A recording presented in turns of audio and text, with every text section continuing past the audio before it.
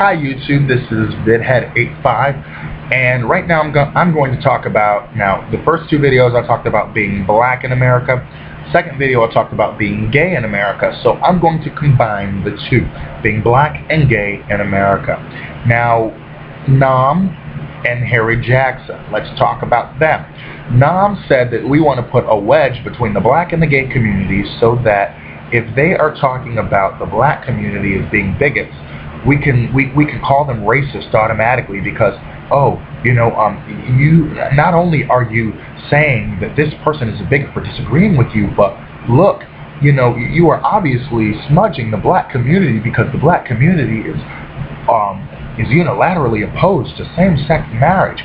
Well, the problem is, what about the black gays that are out there? There are so many people that will and do support marriage equality, but when it's put in the terms of Nam, they know how to use language, I will admit that. But even then, their platform sinks under them because of the simple fact that any rational and intelligent person who can think critically will look at them and say, wait a minute, this isn't right. Like, if you're saying that gay and lesbian couples should not have children because they can't reproduce, or at least without a third party intervener, are you telling me that a couple with children due to in vitro fertilization or due to fertility drugs, that they should remain sterile? So, there you go with a lot of, the religious right is not known for their logic, and I will continue to say that for forever. And the whole point is that being black and gay in America is difficult. Now, being black is difficult, being gay is difficult, but when you have both, it's kind of like, you know what, you have no excuse. If most of the mainstream gay community tends to be white, and that's just a fact, but with the black community, most times it seems that the church as a whole has quite a stranglehold on the community, and just about nothing is done in the black community as a whole without churches coming together, and that is a good thing and a bad thing in and of itself, because when it comes to gay and lesbian issues, the churches are largely absent, and they want to keep us absent from the table on the issues that matter to us, such as bullying and bigotry.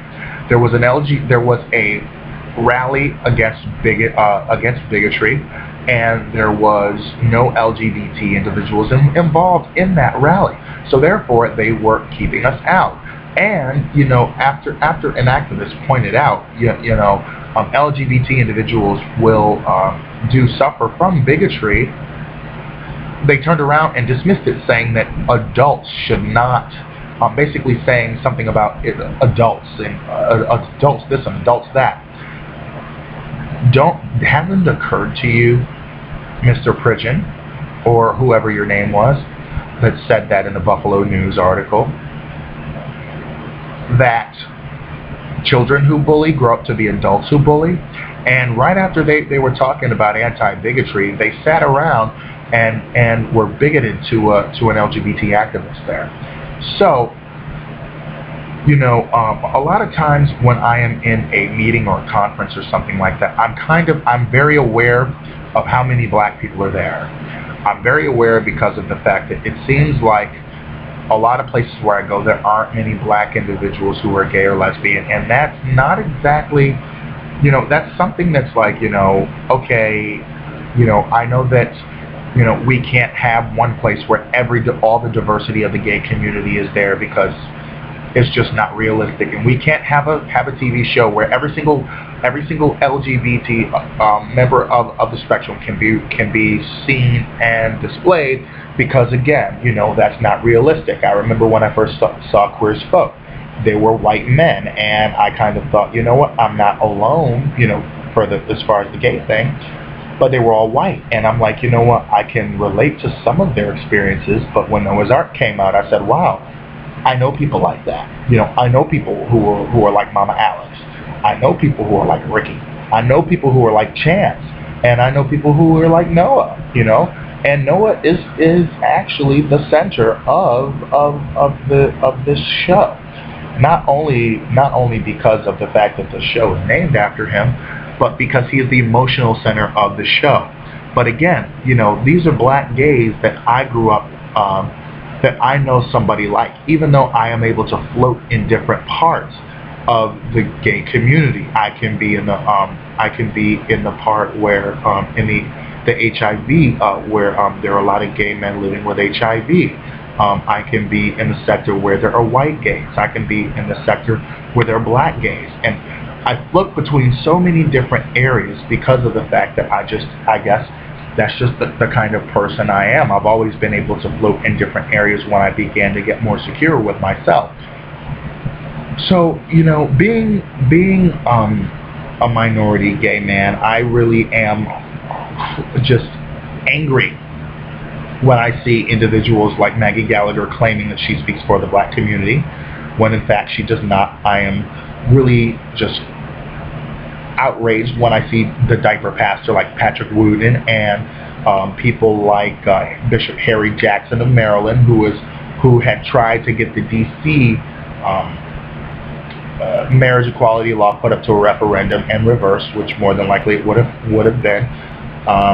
And now he is pushing forward in Maryland, which I think if they are as a church pushing forward this kind of stuff, they should be taxed. But although I do believe in the tax-exempt church for tax-exempt church for its own sake and its self-autonomy, but once they get involved in political issues, especially when it comes to physically pulling out petitions in the church, you should be taxed right away, like no questions asked. So what I really want to I just really want to shed a little bit of light on why some black gays are feeling as if they are not valued in the by the larger gay community, and a lot of times it's because it's mostly white. And I did say that in a few in the other video, Being Gay in America. But the thing is, many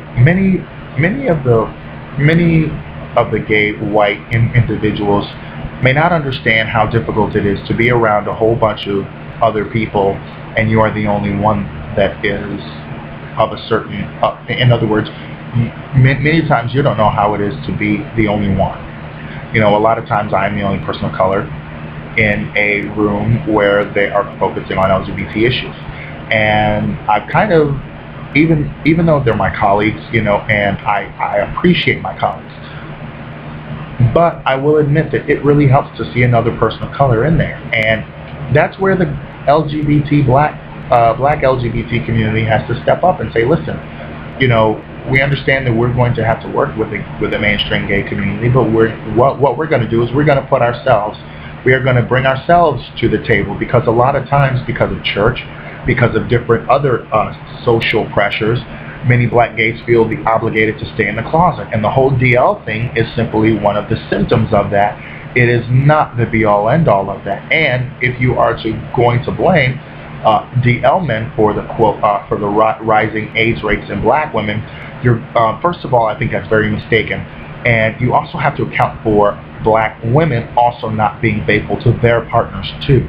So I think that if it takes two to tango, you got to look at both sides of the situation. The mainstream media does not look at that, because it's one, a black issue, two, it's sensationalized, and three, it's sexy to think of the thuggish black man and the victim of a black woman. So so that's one of the pressures that we've got too. I'm sure everybody's got that pressure, especially if they grew up in a religious household. But many times with the black community, I see it more. That doesn't mean that there's any less in other communities that may be what we call white, even though basically the absence of pigment in your skin classifies you as white, according to some people. But I do understand there's Croatian, there's Lithuanian, there's Slavic, which is what I usually just call it. But the fact is, though, that even though there may be some well-meaning gay white individuals or even white activists who may you know, try and help. Sometimes it's just not enough because they need someone who's going to speak to them, and that's what I feel that my YouTube channel is going to do. It's going to address, you know, black gays and black gay issues, and you know, even though black gays may not be thinking about marriage, they should be thinking about it too, because one day they may want to get married. They should be thinking about also health care, and they should also be thinking about so many other issues that affect them in the where it comes with the LGBT community. In other words, healthcare. If you can't talk to your doctor about that trick you had last night, you got the wrong doctor. If you can't talk to your doctor about, you know, and you're a gay man, about, you know, well, my partner and I, we've been together 3 years, and we decided to forego condoms. What do you think about that? We both gotten tested. We're negative. I don't think that there's an issue there. But you know, there's a couple of other issues. You know, like what if he cheats and he gives something to me? So you know, that's another thing that black gays should be looking at as well. Even though a lot of times many of them may be looking at more immediate needs, which we also have to address in the larger gay community. Because unless we open the dialogue there, from the white gays to the black gays and Hispanic gays and all these other gays that are out here, be it from whatever culture, you know, we're always going to have that racial divide. So YouTube, let me know. Are there any white gays who have run up against the racial barrier with gays of color? Rate, comment, subscribe. I want to know a few things. What are your thoughts about, you know, do you understand what it is like to be black and gay in America? Because a lot of times they want to shut us out because we're black. Well, they want to put two parts of our nature against one another, and it's not going to happen. Have a great day, YouTube. Bye.